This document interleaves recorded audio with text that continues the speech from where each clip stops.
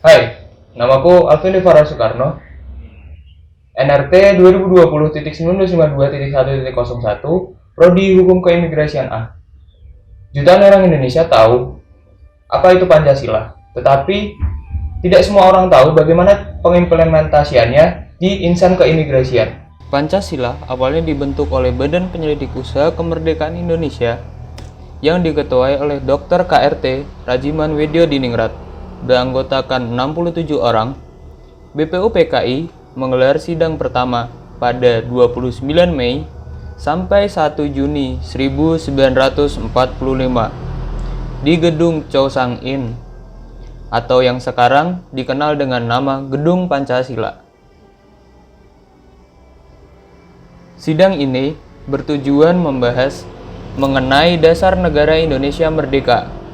Tercatat, 3 orang tokoh memberikan pidatonya, yaitu Muhammad Yamin, Supomo, dan Soekarno. Namun, pidato Muhammad Yamin di hari pertama dan Supomo di hari kedua belum menjelaskan secara rinci tentang dasar negara. Barulah pada tanggal 1 Juni 1945, Soekarno berpidato mengenai dasar negara. Secara sistematis, Soekarno menjelaskan dasar negara yang dinamakan Pancasila. Pidato ini disambut tepuk tangan yang meriah dari para peserta sidang sebagai tanda persetujuan mereka. Guna mematangkan rumusan dasar negara tersebut, dibentuklah panitia kecil yang berjumlah 8 orang, kemudian dilanjutkan oleh panitia 9. Panitia ini terdiri atas Soekarno, Muhammad Hatta, Ahmad Subarjo, Muhammad Yamin, Wahid Hasyim, Abdul Kahar Muzakir, Abi Kusno Cokrosuyoso, Haji Agus Salim, dan A.A. Maramis. Pada 22 Juni 1945, lahirlah rumusan dasar negara Indonesia yang dikenal dengan nama Piagam Jakarta atau Jakarta Charter, yang pada alinea keempatnya terdapat rumusan Pancasila yang berisi 1. Ketuhanan dengan kewajiban menjalankan syariat Islam bagi pemeluk-pemeluknya. 2. Kemanusiaan yang adil dan beradab. 3. Persatuan Indonesia. 4. Kerakyatan yang dipimpin oleh hikmat kebijaksanaan dalam permusyawaratan perwakilan. 5. Keadilan sosial bagi seluruh rakyat Indonesia.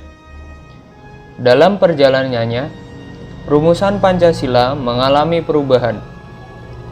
Tepatnya, pada 28 Agustus 1945, sehari setelah proklamasi kemerdekaan Indonesia, sila pertama Pancasila berubah menjadi ketuhanan yang Maha Esa.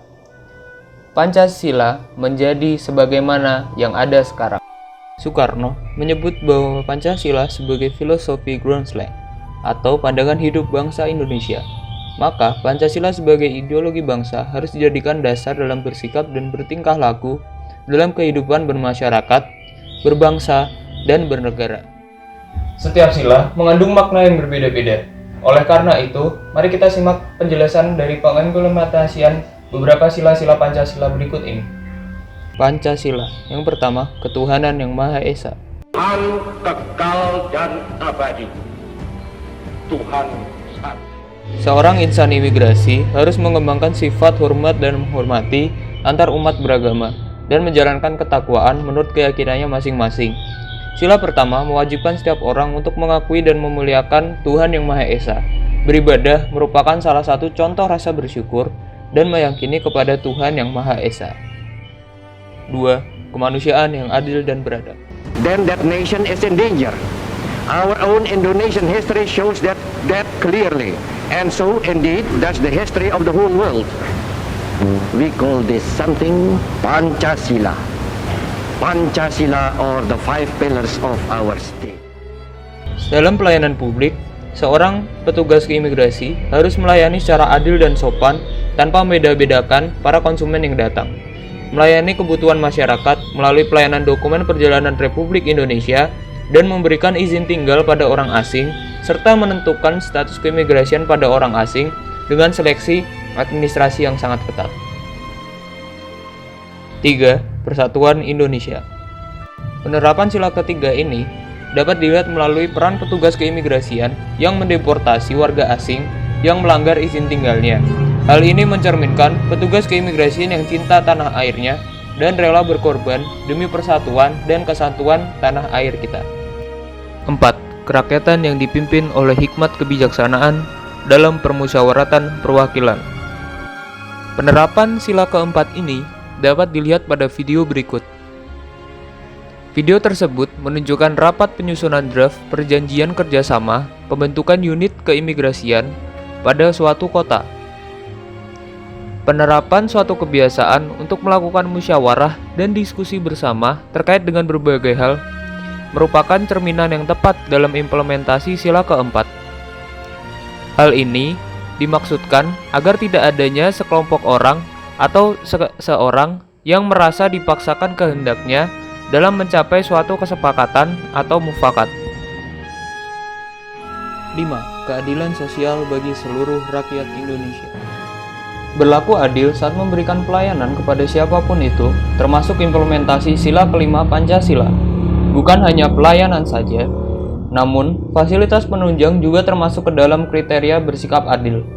Sebagai petugas keimigrasian, kita dituntut untuk selalu bersikap profesional dan adil dalam memberikan pelayanan keimigrasian, baik itu di dalam lingkungan kerja maupun di luar lingkungan kerja. Dan keimigrasian kepada seluruh orang tanpa terkecuali juga termasuk merupakan penerapan keadilan kepada seluruh masyarakat.